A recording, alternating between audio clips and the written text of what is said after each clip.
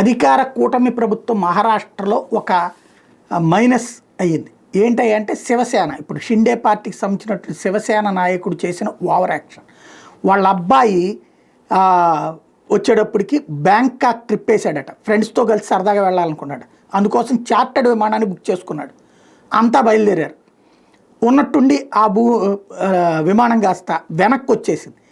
ఏంటయ్యా అసలు విషయం అని చెప్పి ఆ తర్వాత ఆ పిల్లలు కనుక్కుంటే, మాజీ మంత్రి శివసేన నాయకుడు తానాజీ సావంత్ కొడుకు రిషిరాజ్ సోమవారం రాత్రి తన ఇద్దరు స్నేహితులతో కలిసి బ్యాంకాక్ బయలుదేరి పూణే ఎయిర్పోర్ట్ నుంచి చార్టర్ విమానంలో వెళ్తుంటే మార్గ మధ్యలో ఉండగా ఈయన శివసేన మంత్రి గారి కొడుకు, శివసేన నాయకుడు తానాజీ సావంత్ కొడుకు కాబట్టి ఈయన పోలీస్ స్టేషన్కి వెళ్ళి మా అబ్బాయి కిడ్నాప్ అయ్యాడని చెప్పేసి ఎవరో అతనికి ఫోన్ చేసి మీ అబ్బాయి కిడ్నాప్ అని చెప్పారట. దాంతో ఇతను వెళ్ళి పోలీస్ స్టేషన్లో కంప్లైంట్ పెడితే పోలీసులు వెరిఫై చేస్తే ఇతను సో ఫ్లైట్లో వెళ్తున్నాడని తెలిసి పోలీసులు అది కిడ్నాప్ అయింది, వెంటనే వాళ్ళని వెనక్కి తీసుకురండి అని చెప్తే దించారు.